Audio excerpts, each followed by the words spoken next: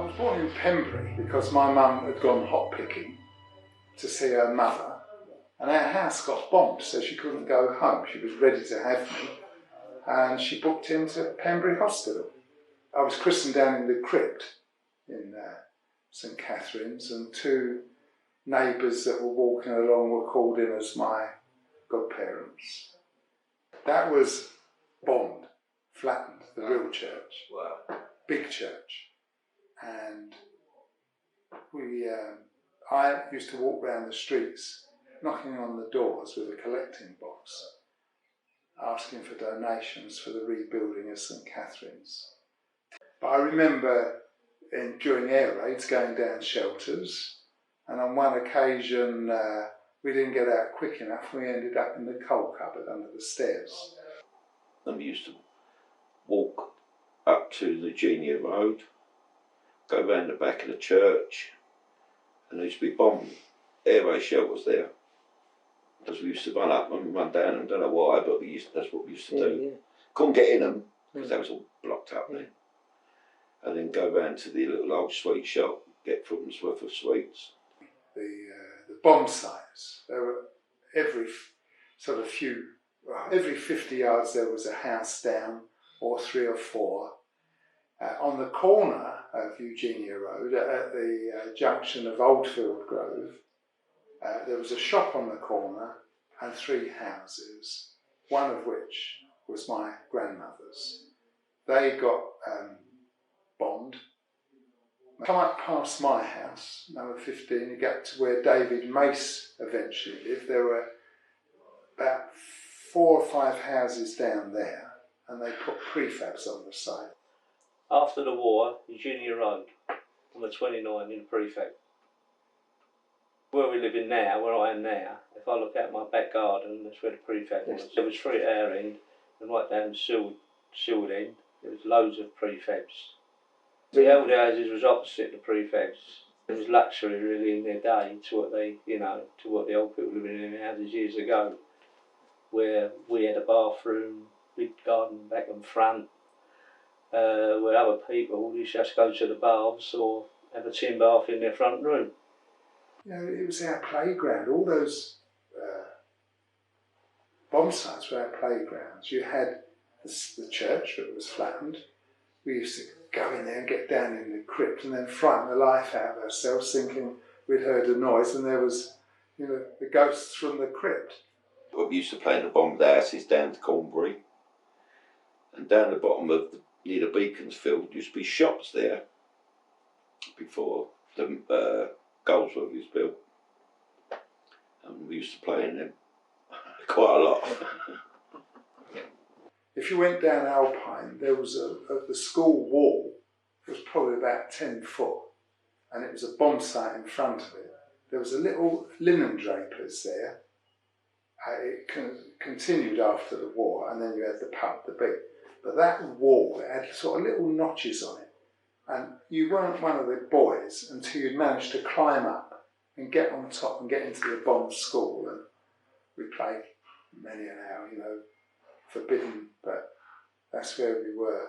You remember Charlie the Tramp? Yeah. Well, he used to come past Cornbury Road every day, and my mum used to give him a bottle of tea, and the day before was cakes. And he used to look after the kids around there. He used to tell you, if he see you in a bombed house, get out, because they're dangerous, We used to sit with him of a night, and we used to sit with him down near the pickle factory, which is at the bottom of Sketchley. And if he see you in the house, he'll come after you, because he lost his family, didn't he, in the war. And they got blown up, his wife, kids, and that's what made him a tramp. But he was a nice old boy, Charlie. Don't occur to you when you're a kid that there's people killed there and things like that. It's just like, blimey, it's like devastation here, it's like all bombed out. Very helpful people, everyone around. They were all aunts and uncles, They all looked out for you. And if you were doing it you shouldn't, it soon got reported. I enjoyed my childhood around here, and we didn't have televisions or nothing like that in them days, Most of the old houses had a piano in the front room. We had the Centralina pub just round the corner, And my mum wasn't a big drinker, but my dad would take her out some Saturday night to hear the old piano going. And every Saturday night they would go over there. My mum played piano, the brothers and sisters would sing, Nan, and the regulars. It was a wonderful night.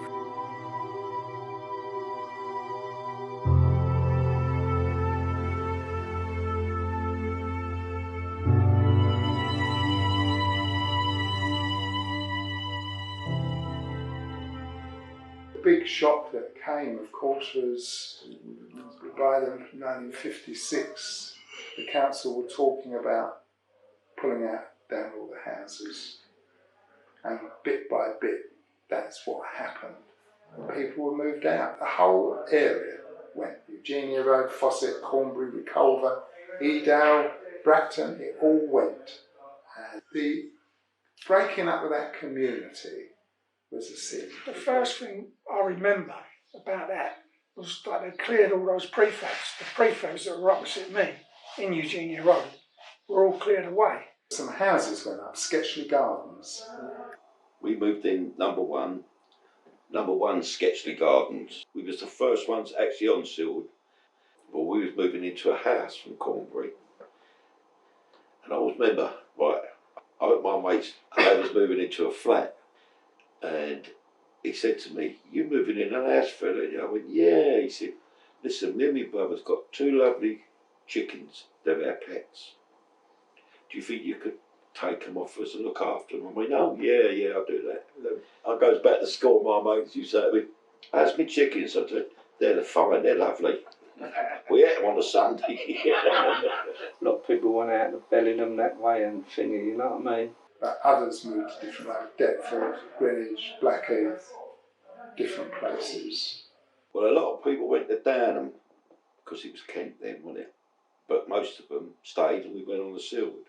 Summerfield wasn't built because there was a dump. Oldfield, Goldsworthy, Molarmead, none of them was done. The rest of it was like a great big building site. Lots of new flats being built all the time for several years, really. They were still building, but obviously the little blocks was done. Not far from I think they might have been still building one by the Barons. Where they had the drops over there, like moving it all, like flattening it out and all that, they had a big pile of earth at one end. And I was watching this guy for a little while doing it, flattening it all out, and all of a sudden, he's jumped out of the drop, right? Started running just in a straight line, and I was sort of standing at my door looking at him, right? And he's gone, "Ticker!" And he's just kept running. He's just kept running. This bloke's ticking. Like, and he was gone and up, but I didn't understand like what it was going on about, like, you know. And we've gone over there, like we haven't got a clue what's going on. And we found his bottom. It was sort of like when you have a struggle to stand it up. It was like chest height to us, you know. I mean, we didn't know what it was. It was like a cylinder. It was ticking. You could hear, you know, like when a watch is like not working properly and shaking, and it goes kick, kick, kick, kick, kick. It was giving it that. This phone. But we still. I think we half sussed it, but we all didn't know what to do then, like, you know. And all of a sudden, my mum's come out the front door. Come here. And I've gone, well, I said, I'm going, she's going, "Get in here now." She's doing it right nuts. And all of a sudden, she slammed the door. Now I realise that bomb goes off, our house is going to fall down, you know what I mean? Like the compression gets in there or whatever. And my cousin's standing on the corner of the wall like that, it's like that. He's going, "Get him out! Come here!" And I go, yeah, they dragged me round the back, passed me over the fences, battered me a little bit, like, passed me over the fences, and I was back indoors, yeah. Goldsworthy started getting done because we used to play in Goldsworthy. That's when the security man chased us and we jumped off the first floor into the sand to get away. We done it. He never caught us. He was one of the first people to move into Eugenia Road. The very front block in Goldsworthy Gardens, although it was Goldsworthy Gardens, was Eugenia Road. number 127, and we lived there from 1958 onwards. It's lovely. Lovely flat. Oh, loved it. Down the sides of where our work moved, there was 2 rows of little houses. Well, I didn't know they was going to put this big block up. But yeah, it was nice to start with. It was lovely. I loved it. Didn't have mice. Had a lot of mice down Corby Road. It was good. It was good. I had my own bedroom. I had 2 older sisters, mum and dad. My sisters were stuck in their own room, and I had my own room, like from the age of 4 onwards. Like, it was lovely. We come out of a place down in Lewisham, the old tin bath out the garden, into a place that had its own upstairs toilet and downstairs toilet, and it was lovely. It was a pure luxury. Then you had a bathroom there, didn't you? And flush toilets. More bedrooms. But it was modern. Instead of pulling the chain or go out for a wee in the winter, you know what I mean? Well, it's big rooms. Well, brand new is always good, isn't it? Little balcony. 3 bedrooms, which was quite big, you know. Nice big bathroom. It was nice, just all bright and lovely, yeah. Summerfield was being built. My dad went over there, and I forgot who it was, and he nicked a load of paving slabs for the garden then, because it was all dirt on it. And he laid them out nice. They did look nice till the council come round and said, where'd you get the paving slabs? He went, well, I didn't fucking buy them, did I? We were the first people in our masonette. No one else. We were the first people in our number 79. We were the first people to ever live in 79 Summerfield House. We moved on to the Silwood Estate in 1958. It was brand new, all lovely new flats. Me and my brother, we had a wall-to-wall carpet. That was nice, and our own single beds overlooking South Bermondsey Station. Yeah, great man. And because we was the end flat, as you know, we overlooked the estate as well, the football pitch. We moved into John Kennedy in '64, and we came out of a house in Deptford, so it was, you know, really posh for us. We had our own bathroom and underfloor heating. It was a nice, friendly atmosphere there, yeah.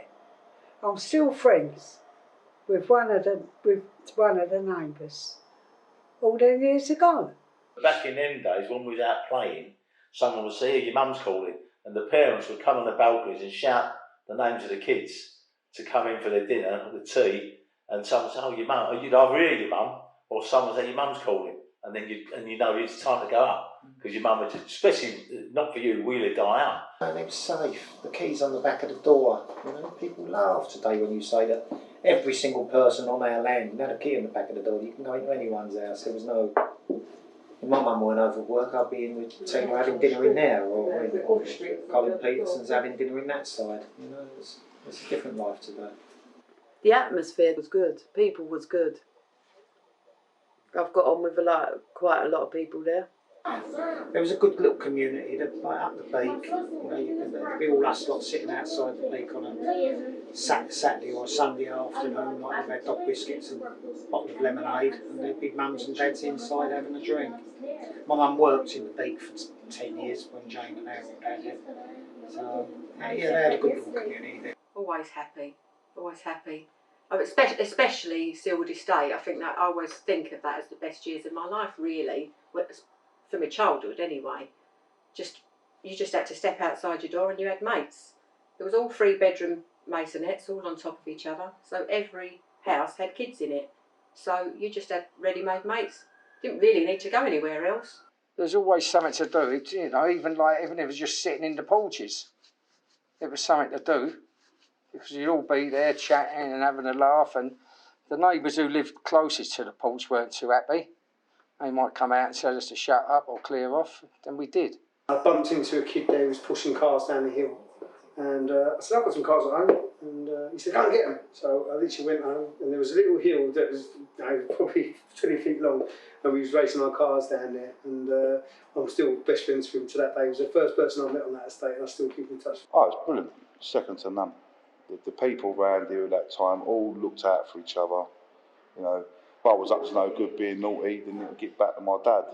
I went Rothwell Primary, Down Luftwaffe New Road, the old Luftwaffe school. I went to Rotherhithe New Road. Lovely teachers, Mr. Hayes, wonderful man. I was a good sportsman and I got on very well with him. I left there 1952. Back then, in the 50s, there was only pretty much Catholics and Protestants. So the Protestants went to Rotherhithe New Road School, which was just next to the estate, really. Everyone would kind of be walking through the flats to get to school at the same time. You didn't need to be dropped off or anything. It was like we all just made our own way. And the Catholics went to St Joseph's in Paradise Street. Rotherhithe Primary, done my first 11 years there, and then I went to West Greenwich. I went to Rotherhithe Junior School, as a primary school, and I think my mum took me on day one, and that was it. I was, went to school by myself, there and back. Well, it'd be one mum walking 50 of them to school, wouldn't it? That's how it would go. Because a lot of our mums had to go off for office morning cleaning, like taking laws and all that. Like, they had to be out the house at 5 in the morning. So there'd be like one mum walking 50 kids to school. I enjoyed Rotherhithe immensely. From my second year on at West Greenwich, I didn't enjoy it. All boys school, great times, but in general, nah. We all went to Rotherhithe School, and we was out from the morning.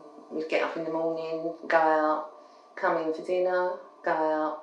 We was never in. We was always out playing around the flat. So yeah, really happy memories. I remember coming home from school. My mum worked, and I was a single parent. And I'd get home from school, she wasn't at home, so she'd make myself some dinner, and we'll grab a ball, grab a bike, grab a skateboard, and I'll be out until 10, 11 o'clock at night.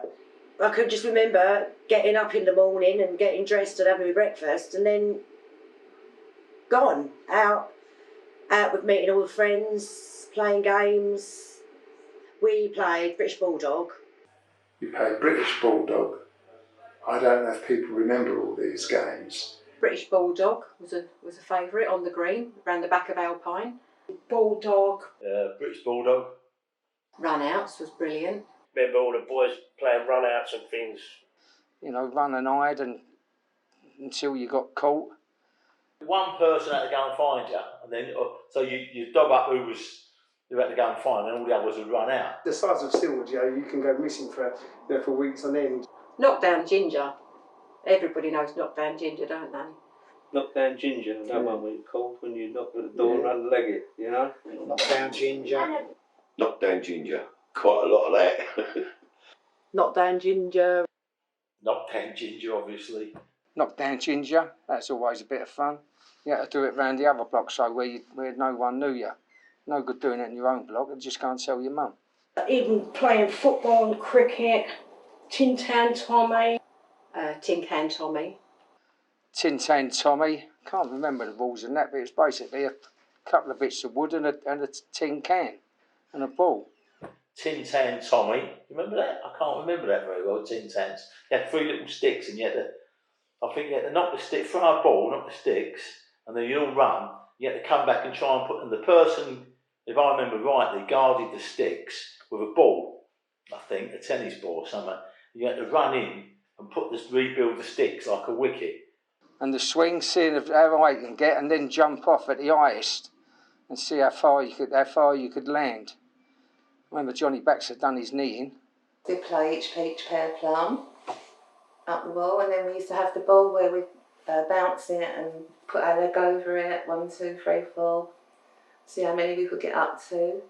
And during the strikes in the 1970s, when we used to have our electric cut off and the bin men weren't coming, we had our own games that we made up to play out in the dark in the winter nights. Jesus Creepers, that was one where it was like a game of run-outs but in the dark with smoke. I can't remember the rules of the game, but it was fantastic. All the kids would play. And the other one was Spotlight, where the boys were on their choppers with their torches or their spotlights on, and they would try and get the girls in the spotlight. Fly around the flats chasing all us girls with their bikes. That was a good game. Come out of my block and you were on the green. You used to have football matches every other day. Someone got up at 10 o'clock at night. Until you couldn't see the ball. Well, yeah. Using street lights to keep eye on the goal. Really pay numbers really. It'd just be like everyone split into 2 groups, and some side of the team might have 15, the other side might have 20. I think halfway through the match, other people just defected and went and played for the other side that was winning. Everyone would get a game. You know that? You have 10 aside, 15 aside, whatever, and 2 more people come, they'd go pudding and beef, and you know, they'd go 1 on each side and just carry on until it got dark and you couldn't see the ball no more. 50-a-side football up the green. We used to have good fun up there, you know. I'd go up there on a Sunday morning, about 8 o'clock in the morning when we got thrown out of the house. Be up there all day long. We had this wonderful freedom in Bermondsey. It was just, we could go out, we could walk up to Southwark Park, we could even go and get a bus or tram up to Greenwich Park when you were like 8, 9 and 10. There was no fear. The parents gave you the freedom. And if we wanted to venture out for the day on a Red Rover up to Farnborough or to Greenwich. You just get on a bus and just go anywhere. Like 1 minute we'd be in Heathrow Airport, you know, running around like having a look at the aeroplanes taking off and landing. Next Sunday we'd be on the 47 down to Biggin Hill, going over there, or down Farnborough. You know, like that. Some of the poor ones that couldn't afford anything had died under the seats. You know, the old bus conductor or the people would come up and ask for tickets, and someone would be hiding underneath the seat. You know.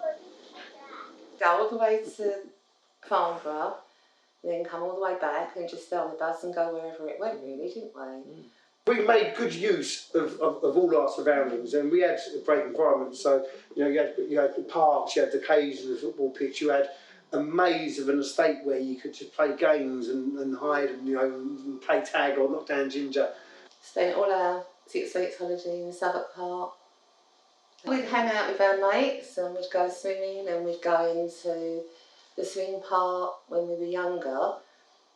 Going swimming, obviously, because that was the heart of Bermondsey. It's Southwark Park on a Sunday afternoon. I can remember I was about 4 at the time, 4 or 5, and it was coming to the age where I had to learn to swim. And my dad said, "Come, I'll take you into all the family. It was a big family day out, all 150 yards for a family day out." Go over Southwark Park, straight in the pond. My dad picked me up and went, "Well, learn," and that was it. That was how I learned how to swim deep into the shallow end. And then you couldn't get me out of the water. Every day, even when it was September, October, I'd be over Southwark Park swimming until the Luftwaffe swimming bars was built. That was a shame, taking that big Lido away, wasn't it?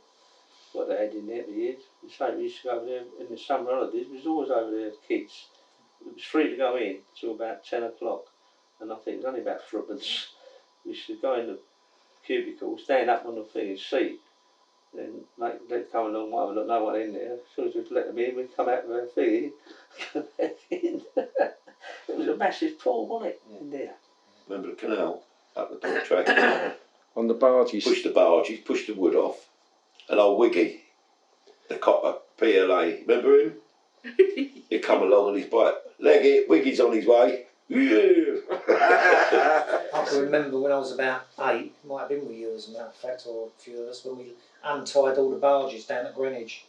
About 150, 200 of the bastards floating up the Thames, you know, it caused havoc. They were smashing into the bridges, smashing the other boats parked up there. Oh, we used to nick the barges and ride up and down on the barges, yeah. Do you remember that? Yeah, we used to untie the barges and drag them, go up and down the canal on these barges. In the docks. I weren't my mum and dad said, "No, you're not allowed to go there," but I always went there with my mates. We used to go over there like fishing for eels and all that. Dived off a few bridges there and off the barges into there, because we couldn't afford to go swimming unless it was Southwark Park over the fence. Yeah, the next best thing was in with the dead dogs down the canal. No one ever got hurt, no one drowned. Used to get chased off now and again. Do you remember that big silo where they had all the wheat in it? When I undone it one day and let all the wheat into the river, I made a 4,000-ton bowl of porridge. Remember the lorries used to park up down Silwood Street? All the fruit and corned beef. We used to aim them melons up the road and you name it. And I can remember, I think, yeah, me knick-knack, and a few others. We went through this roof and it was into one of the arches, and we was all in there that day nicking tins of corned beef. We never all ended up in prison. And then all the lorries down Silwood Street with the arches, all fruit lorries, forever going down there, and kind of, they'd be working around one side in the arches, we were on the other side, nicking up oranges and apples and whatever was on the back of the lorry. And of course, you come back Monday, and all you see up Silwood Street was melons and everything you could think of. They shouldn't have parked their lorries there, should they? Box of Dunhill lighters. Fucking a box of 100 Dunhill lighters, and I took them to my mum, and my mum gave me £2. They were worth like 9 carat gold Dunhill lighters. She gave me £2 for a lot of them. These Japanese bubble gums. So I took all these boxes of bubble gums, little packets of bubble gums, and I gave them to everybody in the school. The next day, out of 300 kids in the school, 290 of them never turned up. They were laxatives. I cleared the school. I remember the fruit lorries coming and going. We used to play games like hanging off the back of the fruit lorries so you could keep hold of it for the longest going up the road. Yeah, we used to wait for the lorries to pull away and then hang on the backs of them, swing off the back of the lorry. That was good fun. Fun fair, isn't it, you know? Arson was our main sport at the time. And I can remember once that I set light to a lorry, me and Barry Ferkel, I think it was, Barry Ferkel. We set light to a lorry and blew up half of fucking one of the arches, and then it was all over the newspaper the next day. IRA strike again, IRA caused havoc at London Bridge train station, close it, weren't it? It was a couple of 8-year-old boys setting light to a lorry. Set light to the arches, didn't we, like fucking bin shoots, and then when the fire engines was down, they try and set light to them. They're trying to put the fires out, and we're setting light to their lorries. Well, they used to get the ropes, the big haulage ropes, they used to get the ropes to make swings, hang them from the flats and hang them from the trees and wherever. Like living at Butlins. And making camps, because there was all bomb sites and building sites, and so you'd make camps, get an old mattress and some old pallets and build a camp around you. We built a big camp on the dump. At the side of Sketchley, before Summerfield was built, that was just wasteland. And we went round and nicked all the doors out of the old houses, and we built a massive big camp. And I always remember it was 3-story high. Out of doors, what we nicked out of the houses. We used to make knit crates and make camps in the gardens, tie ropes to trees and swing off them. Loads of fun. One time, some of the boys got some fabric from roll-collar shirts and lined the inside of the camp. And it was actually a 2-story camp as well. It had 2 rooms downstairs and 1 upstairs, and I think the one upstairs was for over 13-year-olds. So all the little ones had to go downstairs. Just putting a mattress in a bike shed was enough for a camp. An empty bike shed, that'd do. Up on the embankment by the railway. Yeah, just get some wood and something soft to sit on, and that's it. You had a camp. They nicked a bench from Southwark Park and dragged it all the way down to Silwood Street. And in the arches, they built a camp out of pallets around this bench. And then Jeff thought it was a good idea to set light to it while he was in it. And they jumped out of the camp and it all set light. And then we got trapped, because some of the arches would have a wall at one end. Can't remember how we escaped out of that one, but I remember Jeff Killick had no eyebrows and no fringe left. Bonfire night came round, so leading up to that, kind of start September, October, we'll be collecting wood from anywhere. The bigger centre pole you got meant the bigger fire. Dig a little hole, stick it in the ground, prop it up, everything used to build up against that, so you had a big sort of like pointy bonfire line, like everything thrown up the side of it. And if you get a good one of them, it made a good bonfire, like, you know. And I was trying to nick one over, someone had a good one, and go, oh, where you get that? It was almost like a rite of passage where you'd be walking through, and if you found a bit of wood, you just take it down to the dead rails, and you know, people think you're exaggerating, but there's these fires like would burn for days, and it's almost the size of a tower block, you know. I remember, I think it was Bobby Phoebe. He was in the camp, and someone set fire to the bonfire, but he got out. Bobby got out. The council didn't like that because obviously it damaged the grass, the kids couldn't play football, and where we'd burn wood with pallets and stuff like that, there'd be nails and glass and stuff like that left in it. So we just used our own garden space after a while. Yeah, the Cura factory right by Bellina Arch. They used to leave all the damaged ones, all the damaged kind of cases and that, outside, ready to be taken off somewhere. So when they was all shut down, we'd climb over and have kind of Cura orange fights, throwing these plastic cards at each other, and they was just to be everywhere. The Cura factory, we used to climb under the old metal gate there, and like, go over to the dustbins and get all the old packets of out-of-date little cartons of orange juice. And then there could be the big Silwood Estate fight. We'd all have to fight, fucking aiming, pelting each other with these little plastic canisters of orange juice. Yeah, it was some good old fun as well. We used to work there during the 6 weeks holiday, me and my friend Jane, and that was a real laugh. We used to be putting the lids on the orange juice, on the cartons of orange, and we used to try and see if we could get like more lids on as they were coming through the conveyor belt. I remember working there from 8 in the morning until 10 at night during all of the holidays. The old scrapyard, I'd be over there at night time nicking all the old metal and then taking it in there the next day and sending it back to him. Do you know the old railway bridge in Silwood? Yeah. The old one, it used to be the iron one. Yeah. We used to hang about round there near Oldfield Grove. Yeah. On the arm railings, got the spikes, didn't you? You used to grab on them, go up the little nuts, lean over, and along come the steamer, but you always put the chimney up when you got to you.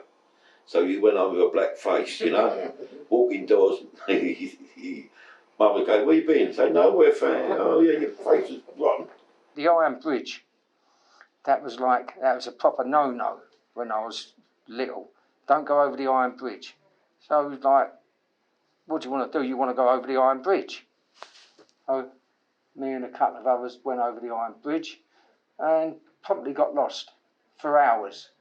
And by the time we found our way back, we bumped into a mum and a policeman looking for us, which didn't go down too well. Saturday morning pictures, I mean, that used to be a blinding day out. I used to look forward to get up on Saturday morning. At times I had to climb up the back of the Regal to let everyone use like the doors. I was the smallest and get through that epoxy little toilet window that was that high. Keep the footpenny fair coming back home, didn't we? We used to walk back down by the river, all come down, pick all the old blackberries to get indoors and then go around the old churchyards, nick the apples, and Mum would make an apple and blackberry pie on a Sunday. Youth clubs. And I think at one stage in my life when I was about 12, there was something to do every night of the week. You had the GOM, you had a youth club in the school. Yeah, they were free. You had a Monday night club in Rob Ives Swim Bars. And we used to go to Lady Gone Club, and I remember Tommy Cooper actually come drunk that day. The Lady Gone Club, that was a good club to go to. Everyone there was all off the Silwood. We used to do cooking in the Lady Gone. That was good on a Monday night. We used to have discos upstairs and kind of one of those old record players in a box downstairs and table tennis table. And because there was only one, and loads of us want to play, we used to play a game, 6 of us, I think it was called Round the Table. You hit it once and run round the other side and take your turn of hitting it back from there. Come out Lady Gone Club, come out of there, go over the park. And there'd be loads of us from all the different estates, we was all mates. We used to go to the Four Wise Club. It was like connected to the church. That was good. I learned to play snooker in there and badminton and... Over the Four Wise, yeah, everywhere. There was plenty of stuff for us to do. There was always things to keep us occupied. Went to the Four Wives Club, played football for them. Also, that's where we started the group from. It was in like a rock band. It was called Garnet Wolseley. Oh, the youth club, oh brilliant. We had a lot of good things there. We used to they always organised the street parties, days out like paintball, go-karting, ice skating. Everything from Christmas parties, birthday parties, weddings, for everybody on the estate. One of the biggest things that sticks out is literally what happened in the later part of the youth centre being there was when my dad had actually built the back gardens into like a cafe and an area for kids to play, but shielded it off with, I think, a 10-foot timber wall all the way around it. And Dad was actually awarded a plaque and a cheque from the council to say thank you for all his hard work. He did it for nothing. It was a gang of about 8 or 10 of us. We used to, once we got to teenagers, 15 sort of, we'd go up, put our suits on and go up Greenwich Park, try and follow the girls about, really stupid in them days. Then try and get into the next film in the pictures down at Deptford Broadway. We got slung out one night for Carry On Cowboy, wouldn't let us in. With a suit on, Carry On Cowboy, wouldn't let us in. Southwark Park, that was flirting time, right? Getting dressed up in my bright coloured jeans, walking along, posing, all the boys playing football, as you'll have 5-a-side. There's be so many different pitches. I can actually remember once being so embarrassed because I was posing, probably some boy there that I really fancied, and a ball hit me in the stomach and totally winded me.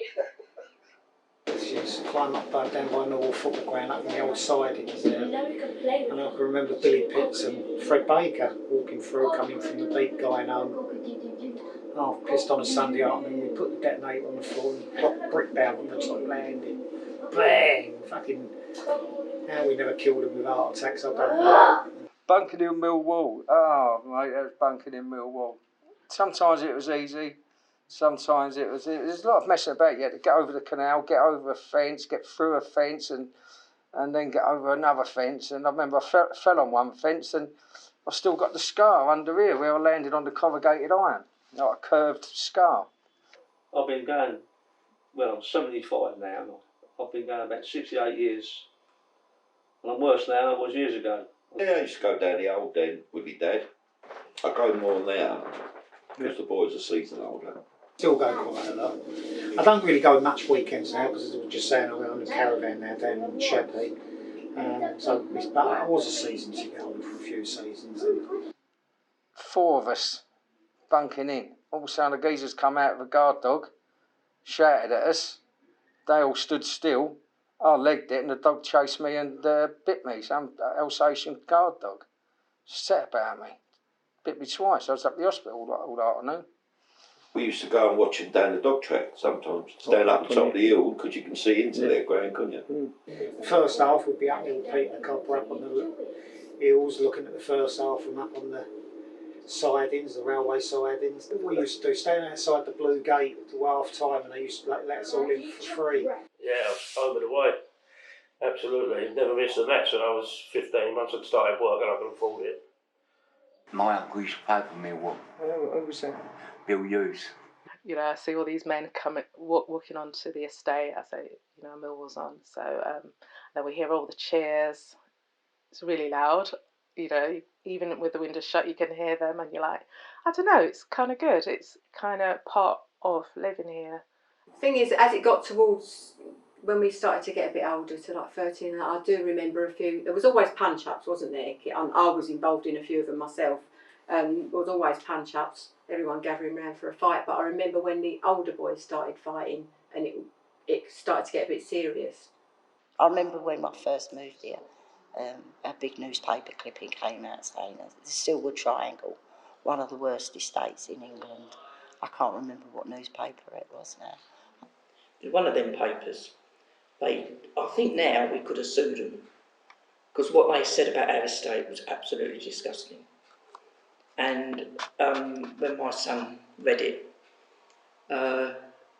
he looked at it, he went, well, Mum, he said, I think I better go out and mug a few old ladies, he said, because that's obviously what I'm supposed to be doing, isn't it? Because that's the sort of thing they wrote about us. The cold-eyed, used, roving bear. What a load of twaddle. Later on in the years, we had a lot of problems on the estate, kids riding around on motorbikes and whatever, so... And as I say, there was Well, I mean, there was some, probably, if I think about it, there was some families on the estate that was a little bit naughty. The other reason why I did move was because of all that trouble. I mean, I had a boy coming up to teenage years, and I thought, you know, I need to get him away from this area, really. And we moved to Plumstead. Well, the problem we've got now, you see, regeneration comes along. And apart from anything else, it completely kills a community stone dead.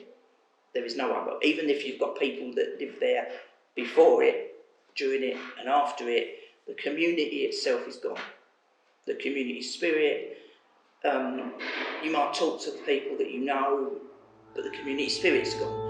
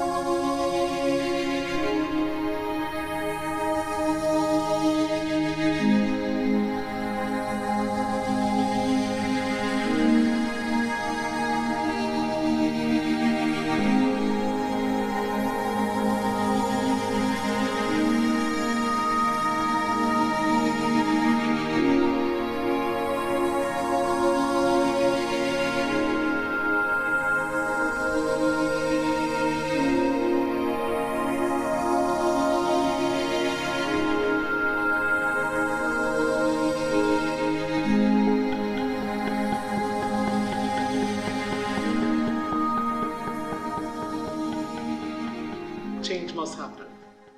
That's new building, new start. Part of the plan was to have a mezzanine and then have a cafe, but none of those things happened. I just realized they were doing all this building work, and when it finished, whatever they said will be there wasn't there.